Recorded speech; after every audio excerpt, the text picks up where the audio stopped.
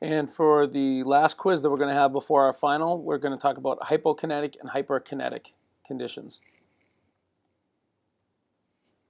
All right, so it's at the bottom of the quizzes, and this is what the PowerPoint looks like. So if you scroll through, okay, our job is to start to talk about kind of the bigger picture. Why do we have a human performance class instead of a gym class? Why do we, focus so much on our health and our wellness? And it's not just to make you look good and feel good. There are some bigger picture things too. So if you look through, you think of prior to the year 1900, you take 100 years ago, 150 years ago, the leading causes of death were due to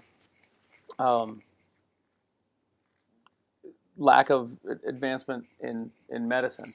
So you think about pneumonia, infections, viruses, bacteria, things that we today, if you get an ear infection or you get a stomach virus or something like that, that's sort of just a swing into the doctor and be all set.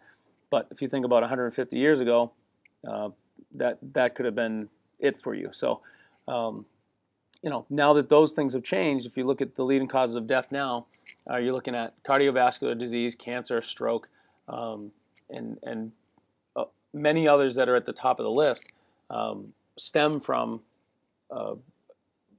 basically a hypokinetic lifestyle. So they come from a sedentary lifestyle. Sedentary means kind of sitting around, not moving very much. So that's why we are trying to take this so much more seriously as we get going. You guys are in that generation where if the number one cause of death has to do with how much you're moving and how your lifestyle is, then we want to make sure we maximize your healthy lifestyle. Because if you're already all set from a lot of this stuff, and then you can be all set from a lot of this stuff, gives you a much better chance to have a happy and productive and healthy life. All right.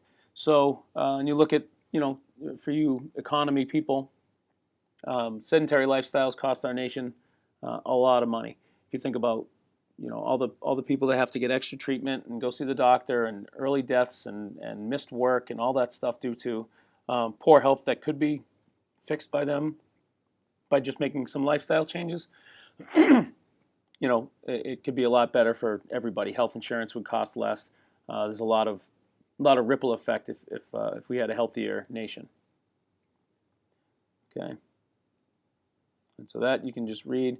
Then when we go into some of the different conditions.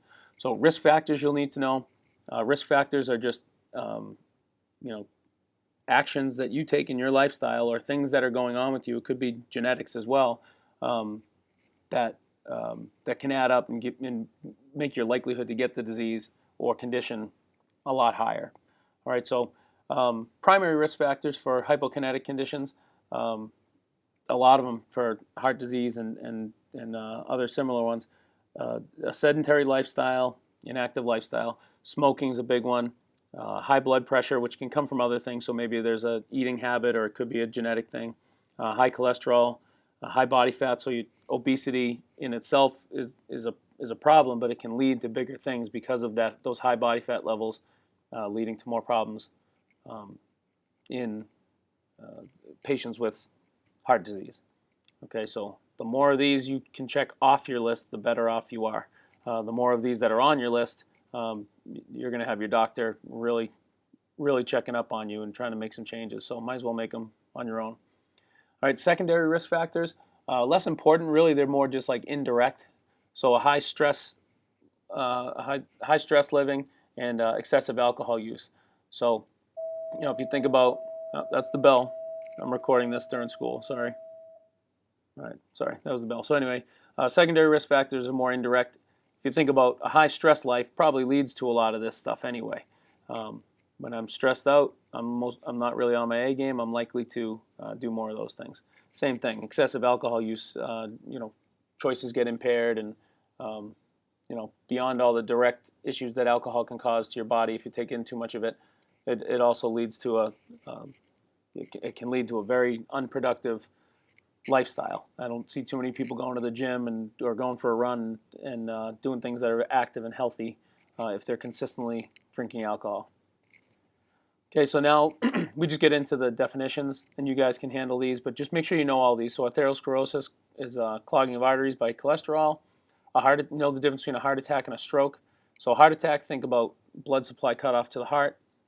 Stroke is a lot more related to the brain. Right?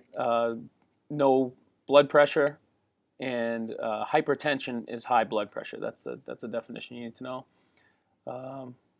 Cancer, diabetes. Know the difference between type 1 and type 2 diabetes. Type 2 diabetes is very often hypokinetic. It's not 100% hypokinetic, but a lot of it comes from our lifestyle. All right, osteoporosis is bones deteriorating and weakening. All right, and then hyperkinetic conditions mean you're doing too much. So things like overuse injuries like shin splints and stress fractures because you're training too much. Activity neurosis, being overly concerned about exercise, so sort of an exercise obsession. Neurosis is another word for obsession. All right, body image disorders, eating disorders, and all that falls under the hyperkinetic. So think about the prefix hypo means low, and hyper means high. So hypokinetic means low levels of movement, okay, kinetic movement. Hyperkinetic means I'm moving too much. All right, so that should solve it for you guys, hopefully, and I'll see you in class.